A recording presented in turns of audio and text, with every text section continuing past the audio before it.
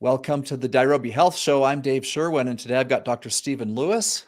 Doctor, thank you for coming on the show. My pleasure. I like the angle that you and your wife, Janet, take. She's not going to be on here today. I did advertise this as both of you, but you say you got grandkids around? Is she babysitting today? Is that it? Yes, sir. Absolutely. Well, those grandkitties got to come first, so no problem. Maybe we'll catch her on another episode. But thank you for coming on. I like the angle you're taking in your practice. Your doctor says you're fine, but you don't feel fine. I think many people can relate to that. You know, I read a lot of studies, I read a lot of research, I read a lot of books, and just because it's in a book doesn't make it valid. So you have to have that spirit of discernment. But National Health and Nutrition Examination said that 40, well, between the obese and the overweight, 72% of America is overweight. And that's not just about being overweight, that's a reflection of our health or lack of health. And so what I'd like to, and that's a fact. Okay, 72%. Janet and I have been to Europe and we've studied in China. And yes, we are the fattest, sickest nation on the face of the earth, at least to the ones we've been to. And that's a reflection of chronic inflammation, which can lead to symptoms and a life that's, so we're into optimal health. Yeah, I've had that same experience myself. We love to travel. We've traveled extensively, sometimes for extended periods of time. We once were in Europe for 90 days, and Wow. and I'll tell you what. And I've been to India, I've been to the Philippines, I've been to countries where boy, it sounds so judgmental. And this is not a fat shaming thing. This is Right. just a real world experience. When you spend time outside of the United States and come back, it's visually noticeable the difference in body shape. I'll just say that it's Yeah. noticeable. It's significant. You know, and I'm not trying to body shame either. It's just I want to give people hope, and you know, there's plenty of research that connects obesity to depression to insulin resistance. Actually, the Nobel Prize for Medicine between insulin and depression and cancer was done in 1931. But yeah, we're not practicing that. Yeah, so we try to talk about it and not in a way to make anyone feel bad, but what we Right. want is actually for them to achieve that pride of overcoming these real world problems. It's like Right. society is literally uh, conspiring to make people unfit, right? And so let me just put that thought on hold for a minute while I read your bio so people get a feel for Okay. where you're coming from. So Dr. Stephen Lewis has a long history of helping people achieve their maximum potential. That's what he's all about. As he's already mentioned, he stays on top of all the latest research pertaining to nutritional supplementation, fitness, nutrition, anything to do with optimal health. His wife is a certified natural health consultant with a unique perspective on alternative and complementary nutrition. And the two of them, I assume, doctor, that you work together in practice. Is this a daily, are you partners in crime in your business? Is that how this works? Yeah, and we still like each other at the end of the day. Surprise. Way to go. Way to go. Because that is a scary thing sometimes to go into business with someone you love. It doesn't always end well. So way to go. Well, she's really absolutely brilliant. I know you saw her earlier. She's not just a good, beautiful looking woman. She's really brilliant. This practice would not run and wouldn't be successful without all the things she does that I have no clue. I'm good at research, nutrition, structure, function as a chiropractor. You know, I know lab work and I know nutrition, but I don't know business. So Janet, she's probably 75% of all the success we've had. And that success, you've already mentioned some of the challenges people face. Right. Is much of your practice in the realm of weight loss, or would, if you were to kind of divide it out by rough percentages, what are people coming to you for the most part? You know, I see weight loss a lot, but you know, me being a chiropractor, you know, I started out many years ago, structure and function and musculoskeletal. But if you start noticing that you deal with blood sugar, high insulin, metabolic syndrome, then their back, their neck goes, you know, their pain gets better. They hold their adjustment. I don't even practice chiropractic anymore, but I just do the functional medicine. So we see weight loss a lot, but this is not a weight loss clinic. I tell people get a book, read it, be your own advocate there. I'm more of a fan of primal paleo, keto, Mediterranean, South Beach type diet. But everybody has their own perspective on what they want to do. I eat pretty much keto, clean keto, and I don't eat much. There's a book about the longevity diet about, well, if you eat half as much, you live twice as long. And that's true from amoebas to rats to, everything they check. So we eat too much. I think that's what has hurt America is we're overfed, but we're undernourished without having the nutrients in the soil to go into the plants or to go into what we feed our animals. So, and I think that's one of the reasons we overeat is searching for the extra nutrients that they don't exist as much in our food supply as they should. I'm writing that down. I love that. Overfed, undernourished. Very much so. Puts it in a nutshell. Now, is that book by Victor Longo, The Longevity Diet? I don't remember offhand, but it's a good book. So whatever that is. Well, Victor Longo down at UCLA is one of the world's leading experts in fasting and longevity, Right. both. They're very interrelated. Right. And Dr. Joseph Antoon of his clinic was on my podcast a few weeks ago. And so I'm really interested in that whole field, and I'm aware of that research. And there's just no two ways about it. I mean, part of weight loss, the part of weight loss no one wants to talk about is dealing with hunger. Nobody wants to be hungry in a first world country. Yeah, but it really resets your immune system, and we're getting more and more autoimmune diseases. I get a lot of people that come in with Hashimoto's, and it's like, well, you have to change your diet. You have to get away from gluten. You have to be your own advocate to eat better. And it's like, for me, it's easy to eat half as much because I feel better. Do you track calories, or have you periodically at all? Any idea how many daily calories you take in yourself? I don't have a clue because some people overstress that they're trying to get everything perfect, and the stress For sure. hurts them Yeah. more. Yeah. No, I don't count calories. I might eat a half an avocado. I might eat an entire avocado, a handful of pumpkin seeds, organic popcorn. We don't eat that much. And I'm still maybe 10 pounds overweight. But the last 2 years have been a little stressful. And people say, but you don't stress. I said, no, but I'm dealing with hundreds of people that are. So I'm 5'11", weigh 180. It's not that overweight, but you kind of have to take responsibility. And I try to give people hope. That's the main thing, having hope and learning to laugh and learning to forget stress. Don't talk about stress. Just go live a happy life. Well, I think a lot of people do not understand how intertwined stress is with being overweight. Yes. And it's hard for people to put those two things together, and it doesn't make sense. It's not intuitive. Many people, they just think, I want to lose weight. Now here's where a lot of people just get things backwards, right? Most Americans, when they get it in their head they want to lose weight, the first thought they have is to hit the gym. Right.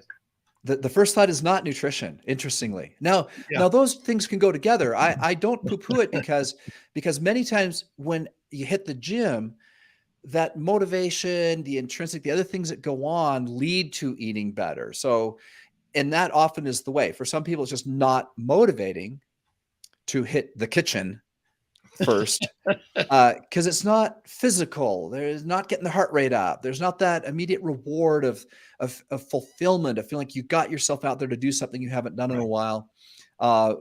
Eating the salad instead of the burger just isn't that exciting. Yeah, I agree with you. I just tell people to be active. If you want to hit the gym, that's fine. But the main thing is what you eat and what you think. Yeah. Okay. Now let's back up a little bit, because before you kind of start giving advice, you are big on testing, correct? Yes. But you also are careful about tests and analyzing tests. And do you generally believe people read too much into the blood work they have done? Well, Google's made us educated. Not really. I'm teasing on that, but they'll say, "Well, why did my cortisol go up so much?" And I said, "Well, 2/10 of a point is nothing. Now, that's a normal variance. There are times where a tenth of a point is a big deal, A1C, but there are times when 2 or 3 or 4 points is not a big deal. You have to be careful how you interpret it. And people come in all scared to death when, one marker went up or down. It's like, well, that was a good thing. Why are you stressed about it? So let somebody that understands the big picture, that looks at you holistically, get their interpretation. And I always tell my patients, listen with a discerning spirit. Your intuition will tell you what's right and what's not. Sometimes I'm going to push back on that one a little bit. I That get may not- it. That I may get not it. be intuition. Okay, here's my pushback on that. Mhm. And I'll just, I'm not saying it's wrong. What I'm saying is people lie to themselves. Yes, they do. People sometimes feel really confident in beliefs that cannot be upheld by science or studies or facts. Right. We are human. We are storytelling, story believing animals. We hear a thing, we believe it, and then sometimes we feel really, really good about something that's just flat out wrong. You really are right about that. We're masters at distortion and deletion. Yeah. So, and yet, of course, we would need to rely on our intuition. Of course, we need to have a sense of what's going on. The reason I'm having this semi debate with you, because I think we'll arrive at the same place in the end, but I think it's worth fleshing out. Mhm. We don't know what we don't know. Okay. So I've had times in my life where I was not as healthy as I ought to be. I wasn't living my own standards. So guess what I was doing? I was justifying it in my head. I was like, well, I'm better off than so-and-so, maybe comparing myself to someone else, Right. and not going by my own standards. So we do have the ability to get comfortable at a certain level, and we don't know what we don't know. And then we go ahead and we, for whatever reason, get real excited about living at our potential. What's the word you used? Optimize Right. your potential. Right. There's modes when we do that, and then all of a sudden, after 90 days, we feel like $1,000,000, and we look back and go, "Why did I think I was okay? Why did I feel like things were okay back then?" So I'm just, anyways, I'll just throw out that whole word salad kind of debate back to you, and talk to us about, how do we refine that intuition? How do we trust that intuition? How do we make sure we're not deceiving ourselves or justifying behavior, etc.? Well, you do bring up a very valid point. I tell people, because they'll come in and say, "No, I eat good," and I said, "Well, if you're eating good, you're 5'4" and 385 pounds, and you came to me for a reason." You have to bring it back to, well, what's the reason that you're here? Um, it, I don't know. You just have to. You say, "Well, why are you here?" You have to admit that on some level, you need help. So we distort a lot. Uh, I did. I use analogies. In East Mhm. Texas, I say, well, what you've been doing, whether it's with your drugs or whatever, the oil light came on in your car. We're all driving pickup trucks down here in Texas, right? The oil light came on. So what do? You pull over, you pull a fuse that goes to the oil light. The oil light's off, so the problem's gone. And that's what you've done with those drugs that's making Big Pharma rich. And I said, just drive down another 100 miles. Your engine starts to smoke. He said, "Oh, it'll be okay. It'll be okay." And I tell him, don't deny the smoke. And then your engine catches on fire and you don't go up to the oil change place and say, "I think I need an oil change." And they say, "Okay, I've been doing this in my health." So I'll use maybe third party analogies so as not to be offensive. Okay, so fair enough. And so I guess maybe we don't put too much stock in the lab test, nor do we put too much stock in our own sense, or maybe we're just careful about make sure we're not justifying, or that we're not, Right. because it goes a lot of different directions. Some people are doing quite well, but they feel like they're always falling short, and other people feel like they're doing better than they are. So I just think there's that human aspect we all have, that, and this is maybe why having someone like yourself, having a coach, Mhm. having somebody outside, someone looking in from the outside often can see things that we can't see. I tell them success leaves clues, but Hmm. so does failure. And again, I Right. say, you're here for a reason. What is it?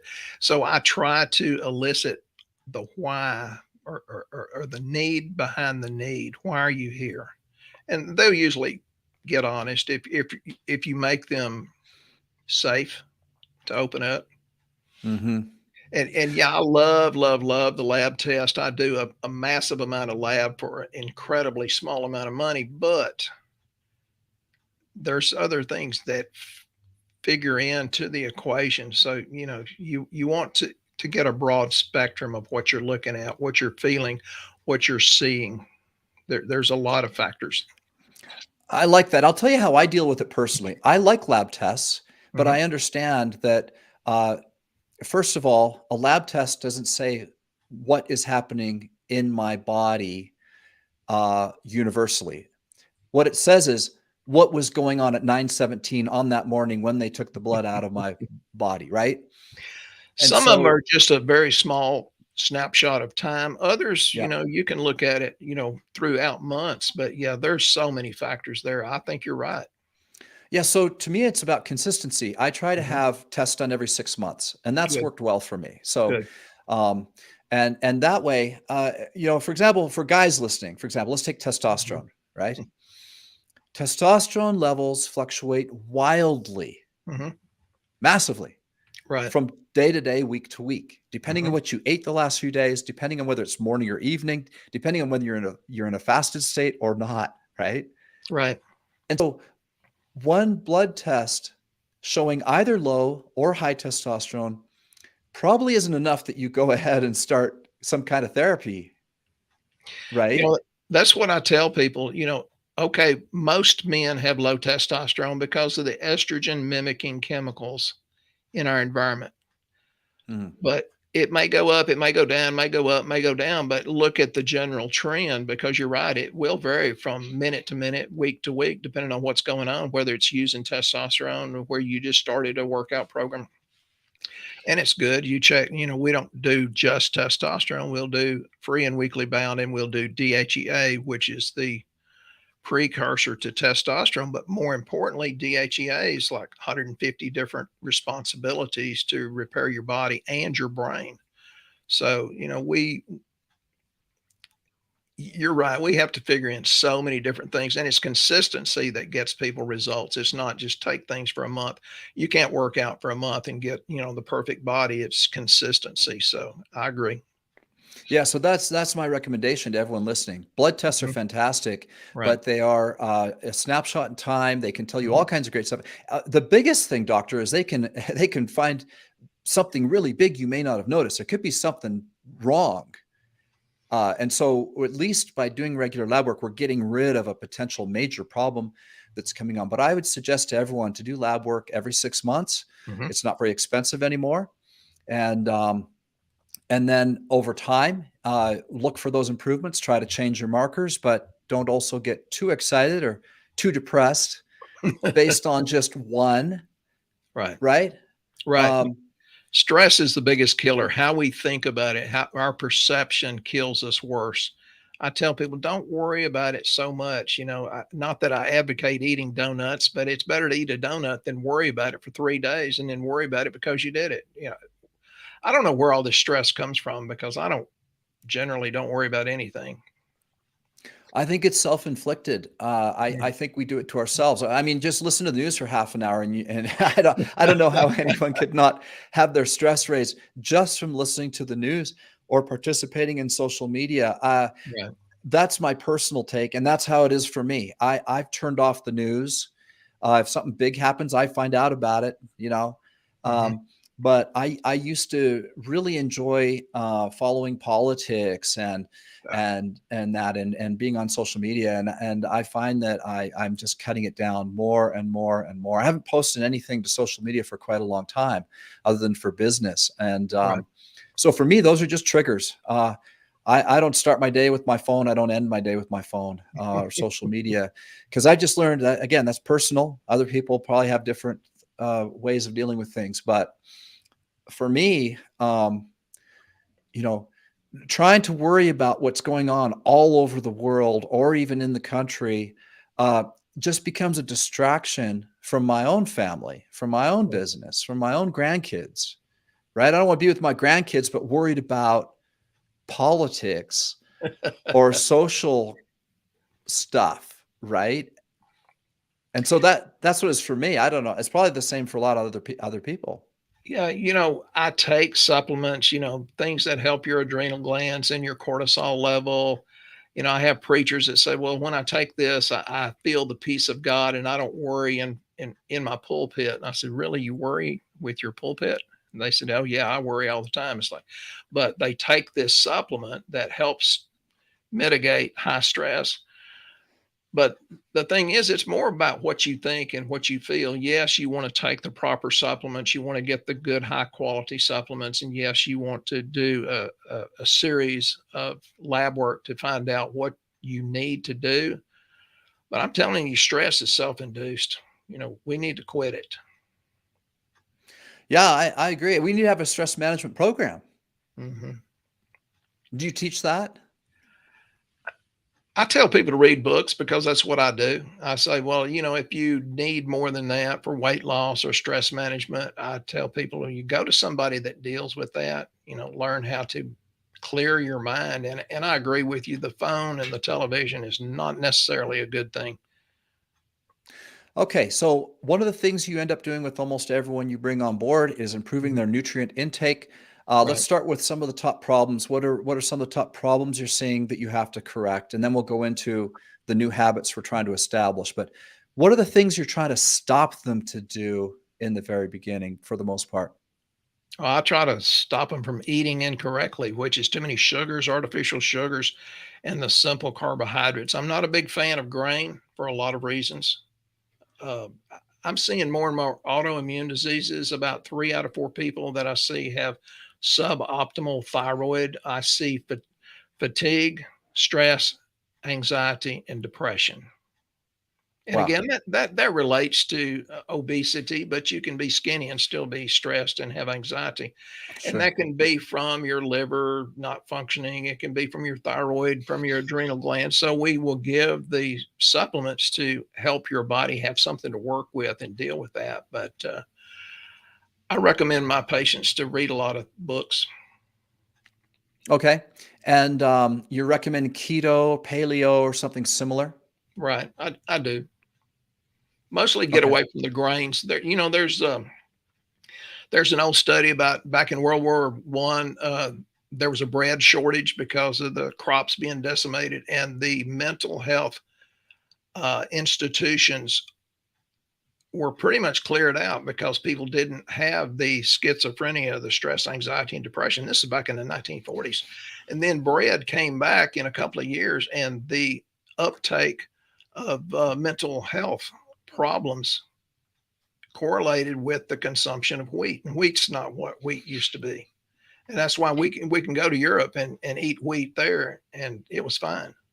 So yeah, we tell them stay away from the things that make you crazy, the ones that release sugar too much because your liver's clogged up. We're seeing non-alcoholic fatty liver disease right and left, and the improper cholesterol profile based on a poor diet.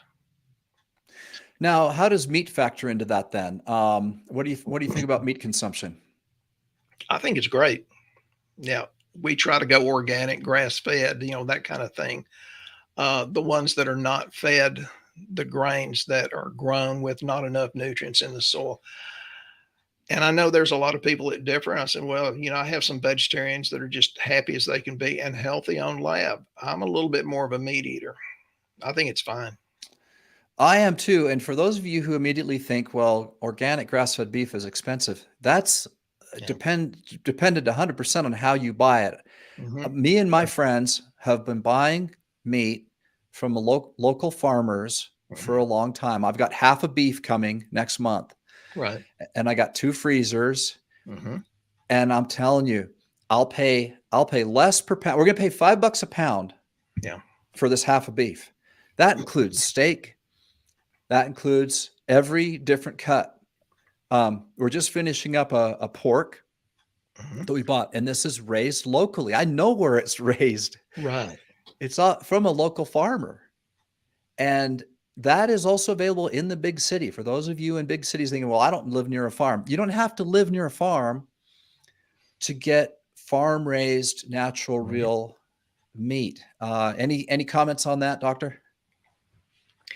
I think that's one of the things to decrease our stress is to develop a so-called community of people that, you know, specialize in things we don't have time or energy to do. I know dairy farmers, I know chicken farmers, and the chicken farmer said, "Don't eat the chickens that are in my chicken house. Eat the chickens out back." But you know, I know a dairy farmer. I know several beef raisers, and yeah, it's easy. It's inexpensive. It tastes better, and it has a healthier omega profile. So yeah, develop that community. I mean, Janet and I moved to a small lake that has a lot of people that are like-minded that, well, I can grow a big garden and the lady will start canning and oh well we can fish and we can filter water, but it's That's cool. developing a community. Yeah, Yeah, it's a 35-acre lake, but it's intensely stocked, but we have people we can depend on. that's very Interdependence. cool. Mhm. Have you ever read The Marvelous Pigness of Pigs? No, I'll write that down Oh, and read it. oh, you'll love it. You'll love it. It's about this very concept. It's written by an organic farmer in Virginia, and about this very concept you just mentioned. I can't remember his name off the top of my head. Scalia, Salatin, Joel Salatin, I believe is his name. It's a great Uh, book. he's he's an incredible farmer and a wonderful educator. So you know him. You just haven't Yes, read that book yet, but you yes, know the concepts. Okay, yeah, absolutely. yeah, Yeah. fantastic. Dairy. You mentioned dairy. Now a lot of Mhm, people are poo-pooing dairy. You poo-pooed grain, mhm. but you seem okay with dairy. I think if it's fresh and raw, it's much, much better. I Yeah, think the worst thing we ever did was pasteurize it and homogenize it. And now I was raised on Jersey milk.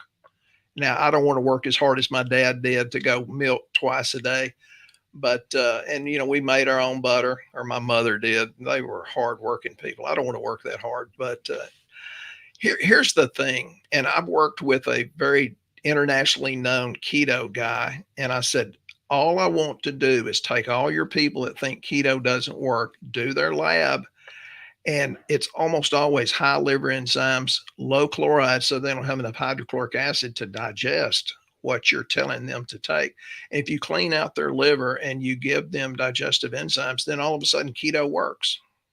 So I think dairy can be a really, really good thing. my concern with keto is the very long term. There are people that think it works. Well, it works. It works for weight loss. Mhm. Uh, but it's not so clear that it works in your 70s, 80s, and 90s. It works very, very long term. And I'll tell you what my concern is with keto is that many people who adopt keto, they have marvelous benefits, especially for what they've cut out. They got to Mhm. cut out sugar.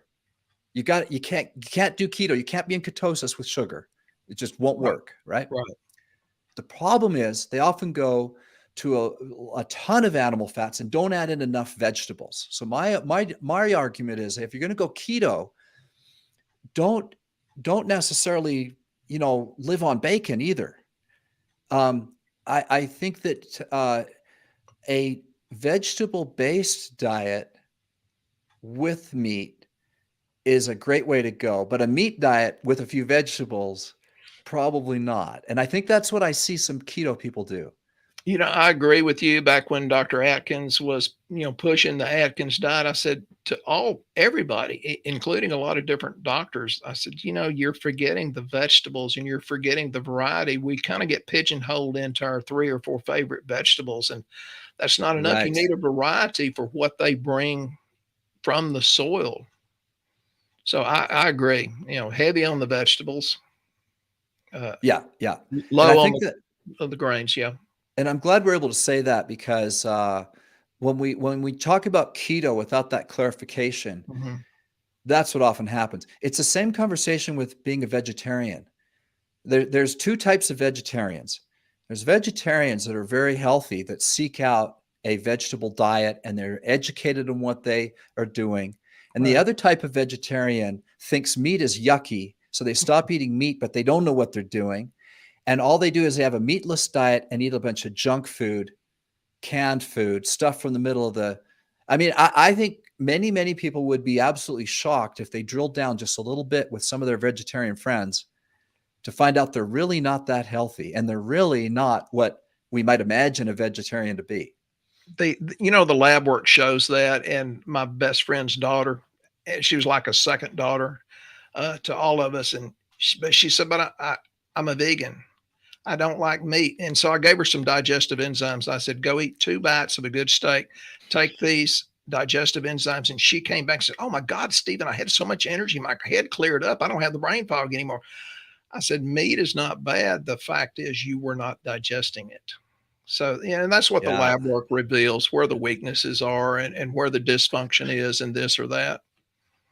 Well, interesting. And a spoiler alert, we send all of our guests a $100 gift code to our site, dirobi.com. And I'd love for you to, as one of the, put whatever you want in your shopping cart. I'm not telling you what to do, but our digestive enzyme, Eat Anything. Have you heard of it by chance? No, I'd love to compare them though, because digestive enzymes are one of the foundational 5, 6, or 7. Almost everybody needs digestive enzymes. So great. I love it. Yes. Ours is a bit unique. Hmm. It's not your typical digestive enzyme. It was specifically formulated for people with malabsorption issues, especially fructose malabsorption, which is a very, very tricky one.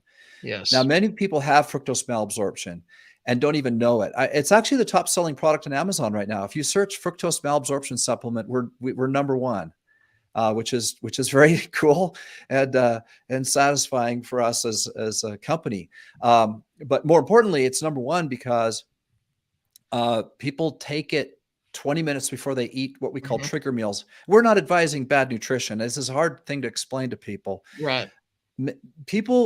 There's people in this country that can't eat an apple without experiencing severe stomach pain afterwards. And that's fructose malabsorption typically, right? And so we designed it with that in mind. It's a very expensive, the main enzyme that does that is a very expensive one that's only available from Europe. We have to buy it in large quantities. And it's quite hard actually to formulate the product, but enough on enzymes. Just we have one, so I had to mention that. Oh, that's great.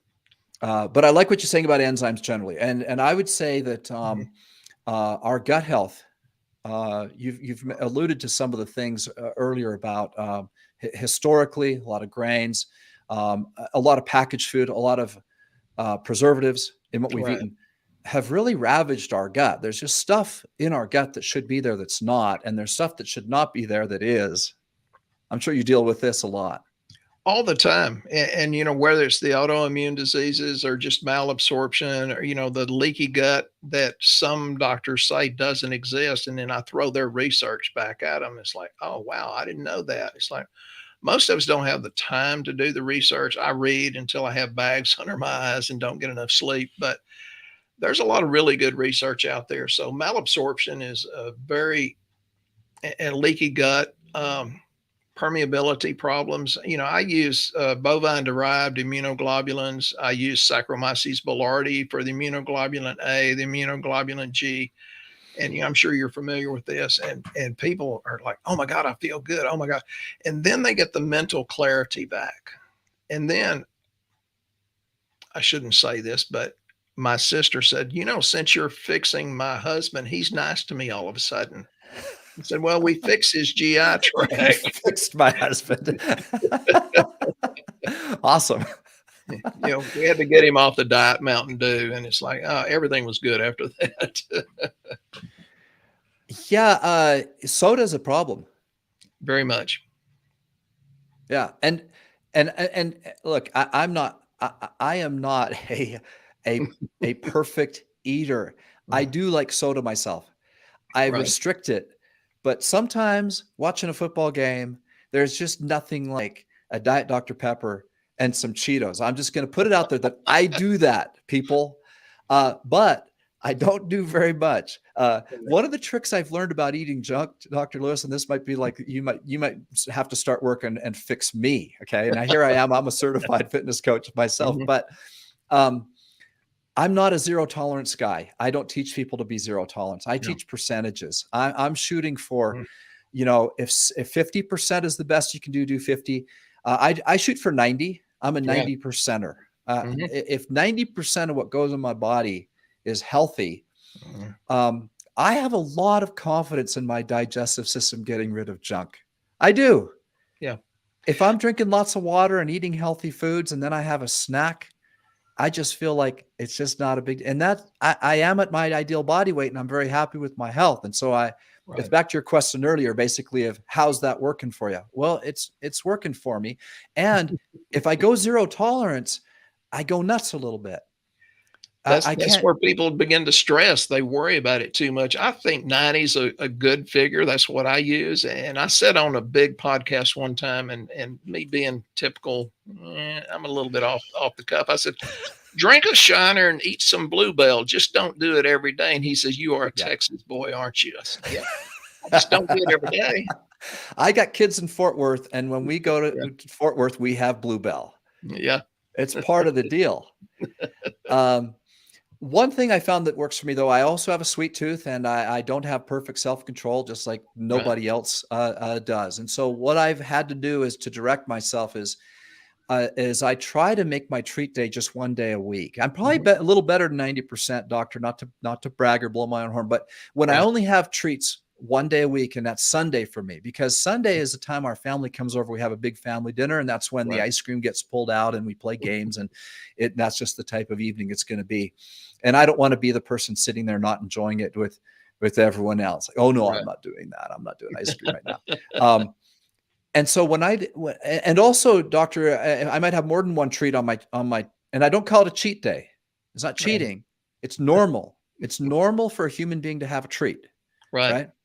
But I feel like if I lump those treats into one day, I got 6 days that my body is doing great, and then can easily deal with a little bit of a treat one Right. one day a week. So that's how I do it.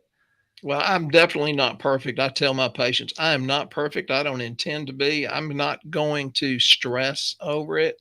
Just do it 90%. And I use the same 90% because that's plenty. Your body's very adaptable. And so I say, well, sometimes you might need to throw in something a little different to increase your body's range of adaptability. And then they're okay with it then and don't stress when they do have a cheat day. Okay, well, doctor, it's been fun talking to you. You've got a lot of great ideas and things you're teaching your clients. I think sound like they make a lot of sense. I've pushed back on a couple things I thought you had great answers for as well. I think at the end of the day, we're pretty on the same page. But that being said, any last closing thoughts for my audience, and any tips or subjects we haven't touched on that you think are important before I let you go? Well, first of all, I think a healthy debate is appropriate, and we should learn that it's okay to have different opinions and we can still be friends. I think we need to Right, right. relearn that in America and chill out for goodness sake. I'm a big fan, like you, of supplements, digestive enzymes. Check your vitamin D levels. That's very important. But success leaves clues, and look at it maybe even from somebody else's view to make sure you're not deleting or distorting the truth, because that pushback that you gave me, you're right. You're right. Well, thanks so much. It's been a lot of fun. And like I said, we'll be sending you a $100 gift code. So pick Well, out thank whatever you. you want from Dirobi.com. And thanks so much for spending the time and being on the show. All right. It was a pleasure. Thank you so much. And for those of you listening, this is Dave Sherwin wishing you health and success.